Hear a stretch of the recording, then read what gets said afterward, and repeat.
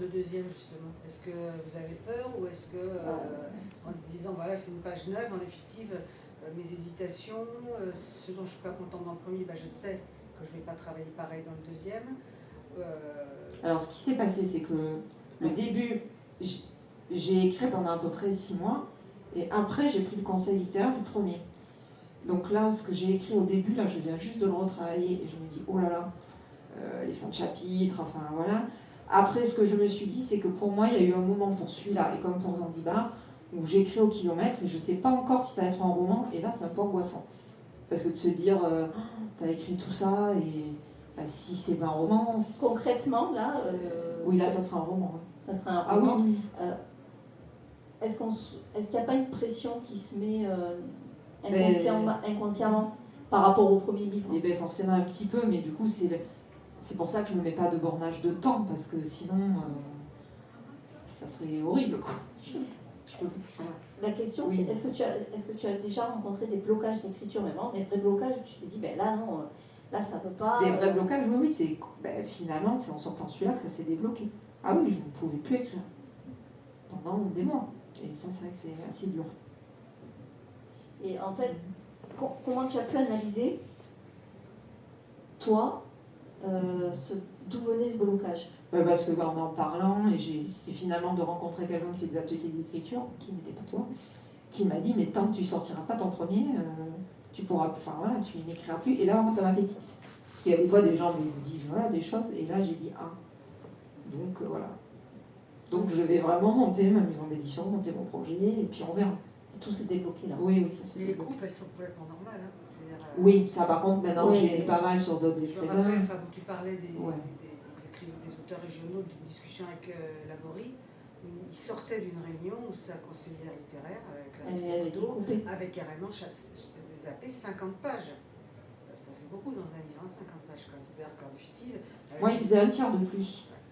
Mais là, elle avait fait un bloc. C'est-à-dire que tout ça, c'est-à-dire que tu montes, 50 pages, il y avait forcément des personnages, il y avait forcément...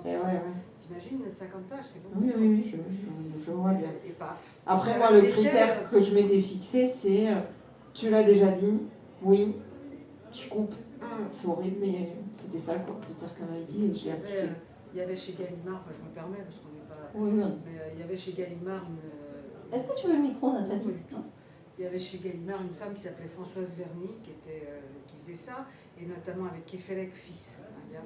Elle s'enfermait elle avait à côté de chez Gallimard à Paris une espèce de chambre de bonne, où elle s'enfermait avec ses auteurs chéris, et c'était pendant quasiment 15 jours, 3 semaines, l'horreur, parce qu'elle y allait, quoi. C'est une femme qui n'a jamais écrit elle-même, qui faisait que ça, qui était...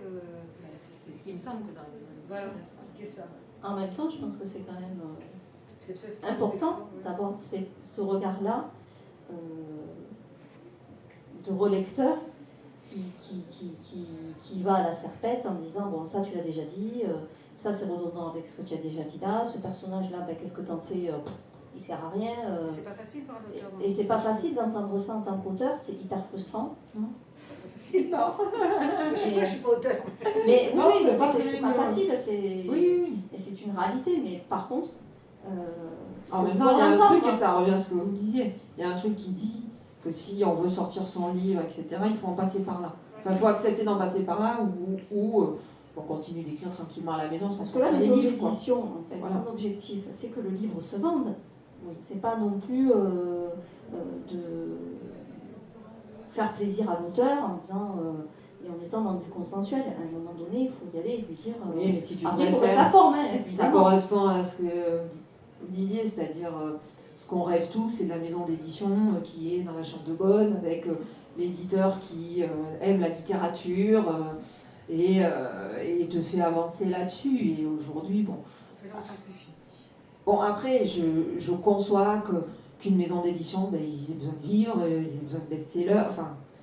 Voilà, je peux entendre des choses, enfin voilà, mais effectivement, je rêvais plutôt de ça, et j'ai l'impression, oui, de ce que j'entends après.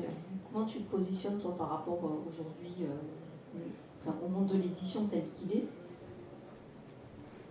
Disons qu'en me renseignant, c'est ce que je disais, comme j'étais vraiment une béotienne, quand j'ai sur l'auto-édition, je dirais qu'aujourd'hui, le gros problème, pour être au-delà des a priori, parce qu'on voit quand même qu'il y en a un petit peu moins dans la librairie, c'est vraiment la logistique, c'est-à-dire une librairie, c'est la diffusion, le coût le coût de la diffusion. Et c'est ce que je t'avais dit, quand je vois que Hachette propose un contrat aux auto-édités de 96 € par an pour assurer la diffusion. Je me dis, c'est extraordinaire, alléluia. Mais quand vous lisez les clauses, là, c'est là que je découvre de connaître le pilonnage. Ouais. Un cinquième, ou je ne sais plus, ça fait 5 millions d'ouvrages. 25%. Voilà, 25% des ouvrages finissent à la poubelle. Donc là, je me suis dit, oh, tout s'est fait en même temps. Moi, je veux dire, quitte à le faire moi-même, j'ai pas envie de ça. Enfin, il y a des choses, voilà, je pense. Je crois que c'est à peu près 980 livres qui sortent par jour. Alors, c'est sûr qu'il y a beaucoup Non, de livres qui un sortent. peu plus, non? Oh, peut-être pas par jour quand même. Non, par. Ça Alors, fait presque non, j'avais une- lu sur C'est les. la rentrée littéraire qui fait sur la- 600 et quelques. Ouais, il y a beaucoup de livres qui sortent sur. Après, c'est une économie, on en parlait, mais l'édition, c'est l'édition d'après-guerre, ça, hein, c'est fini. Tu vois, quand on était à Saint-Clément, là, j'ai un tout petit peu écouté donc Lydie Salver, qui était auteur invité, qui a quand même été prix Goncourt. Elle est chez Gallimard, j'ai une bêtise, non Salver, elle est chez. Une maison d'édition. Paul, Et qu'elle explique, en fait, son dernier ouvrage est vendu avec, vous savez, un petit bandeau, quoi. Et en fait, elle a expliqué qu'elle était contre le bandeau, mais de toute façon, elle n'a pas voix au chapitre, et pourtant c'est une auteure connue. Et ça m'a aussi, encore une fois, ça m'a fait tilt de me dire,